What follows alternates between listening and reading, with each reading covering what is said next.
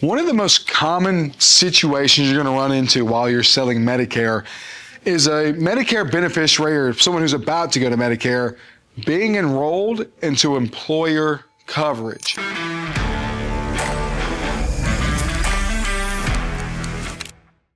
What do I do? How do I sell to that person? And what shocks us a little bit is there are lots of agents out there that will not touch that. If someone's got employer coverage, they won't mess with that beneficiary or potential beneficiary. They won't educate them on how their coverage works. They won't educate them on Medicare works because they just shy away from trying to convince someone that Medicare may be a better option, or vice versa. There's a lot of agents out there that don't educate anything and they just jump in there and they sell them a $0 plan or whatever. And now this person's not in a situation that's any better than what they were before. We want to make sure that every agent we ever train knows how to handle this situation that happens quite often, especially if you're working T65 campaigns or you have some kind of marketing for T65.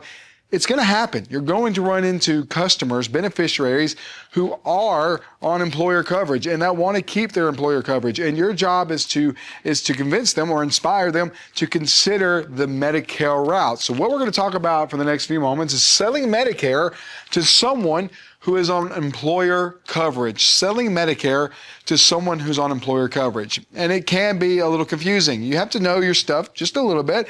You got to stay calm and you got to have a conversation that's going to be beneficial. And there is more fact finding involved. But I want to keep everything simple. So we're only going to talk about 3 points today. They're going to help you have this conversation. Now, I do want to say this will happen quite a bit. There will be many people that are going to Medicare who are on employer coverage and they want to go to Medicare. Typically, if they're going to retire, this is no issue, right? You have no problem. They're retiring, they got to get a new coverage anyway. But if they decide that they want to keep working, well, they may have in their minds, well, I'm just going to keep my coverage. It's what I need. I've got it already. You can sell that person. Even if they're going to keep working, there is a conversation that could be had and some fact finding that can be done to sell this customer some kind of Medicare coverage package, get them some other coverages as well. And I want to start by, before I get into this is not even a part of our 3 points we're going to talk about. Even if you can't sell somebody a Medicare plan today, health ancillary, final expense, those are things that you can lock in that will work with their current coverage. And I'm not even going to talk about that in this video. What we're going to talk about is having a conversation about Medicare coverage that you can offer to somebody if they're on their employer plan. So we're talking about somebody specifically who is going to continue to work. That's what we're really talking about in this conversation. Someone's going to continue to work and their mindset is, maybe I'm just going to keep my employer coverage. Well, how do you have this conversation? Well, the first thing you have to do is you have to simplify the decision. You have to simplify the decision. You have to break this down for them to understand that there's not a whole lot to consider. We have 3 options when it comes to deciding if I'm going to go to Medicare or stay on my employer coverage. Number 1 is this: completely rely on work coverage. And I could actually maybe simplify that even further and say, do not enroll into any kind of Medicare coverage at all. That's something that I could just label that as. But completely rely on my work coverage. Continue as normal. Continue as I am. Don't get Medicare at all. Is that an option? It is. That's one of the 3 options here, right? When somebody's going to continue to work, I have 3 options. I want to simplify it for them. Number 2, I can enroll into Part A. I can enroll into my Part A only. Now, the reason a lot of agents will suggest to do this, the reason this works for a lot of beneficiaries who are even staying on employer coverage, is because your Part A typically is going to be a $0 premium. If they've worked 10 or more years, well, this is a great way to get them started on their Medicare coverage, and then at least you're the agent who helped them get the first half of this done. So it is a good play there. And you can get them enrolled in Part A, and this would end up working in with their employer coverage to cover their hospital expenses. They have even more coverage, no extra cost. it's pretty much a no-brainer there, right? Getting enrolled into something, having that already done, finished, that way 2-3 years from now when you retire and you do leave employer coverage, it's already taken care of. And then the third option here is completely enroll into Medicare. So parts A and B. Completely enroll into A and B. I can enroll into A and B. So these are my three options. When I'm talking to somebody who's on employer coverage, my three options are completely rely on work coverage, enroll into Part A only, or completely enroll into Part A and B. It's not overly complicated, and I don't want them to feel that way either.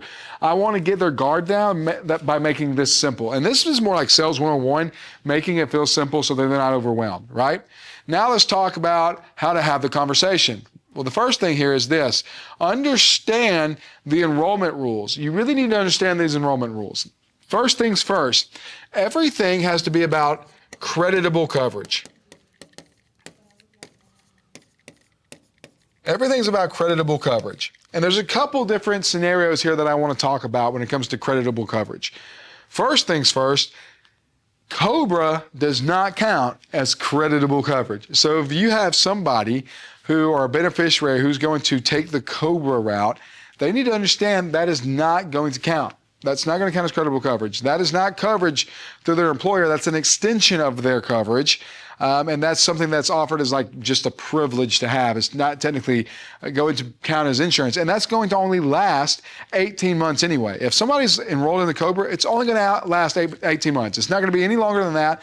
And in those 18 months, I'm not going to have creditable coverage. Now, what happens when I'm enrolled in something that's not creditable? Well, each month that I'm not enrolled, I get a 1% penalty for my Part B premium that I will pay on top of my Part B, and that's up to 10% a year, okay?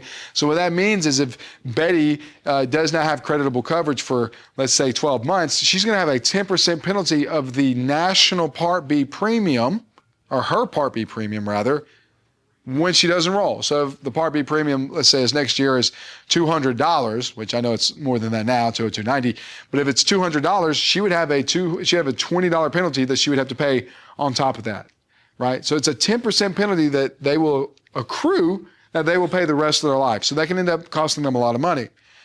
COBRA is not creditable coverage.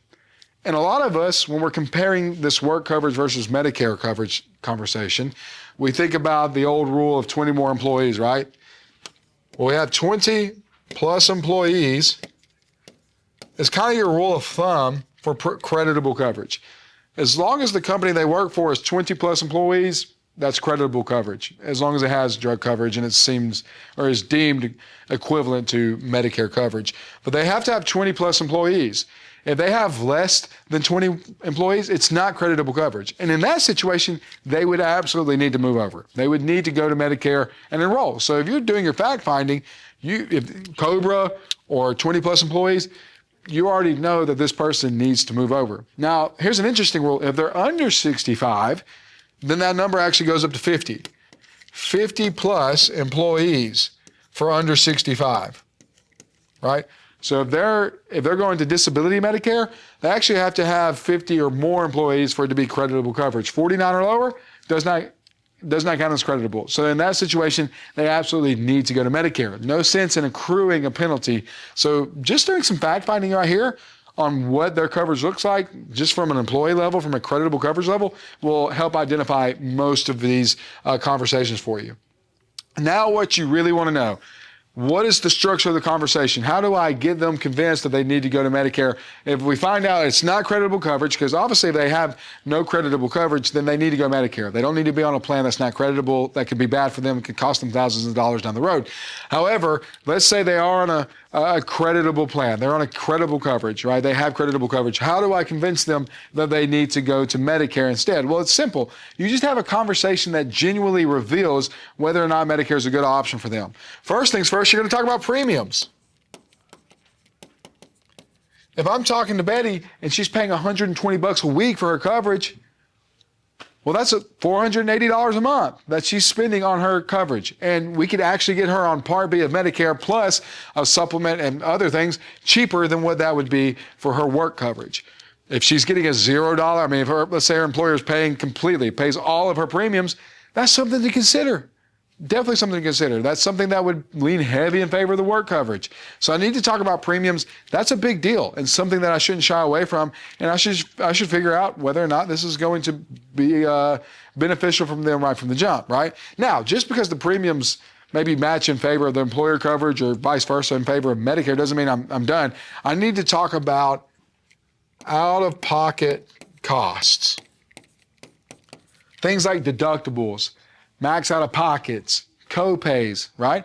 Maybe I have a $0 premium because my employer is paying every bit of it, but I have a $25,000 max out-of-pocket and I have a $10,000 deductible. Well, I can go to Medicare with the Medicare Advantage plan, and that's going to be close to the same thing when you talk about premiums plus my max out-of-pocket.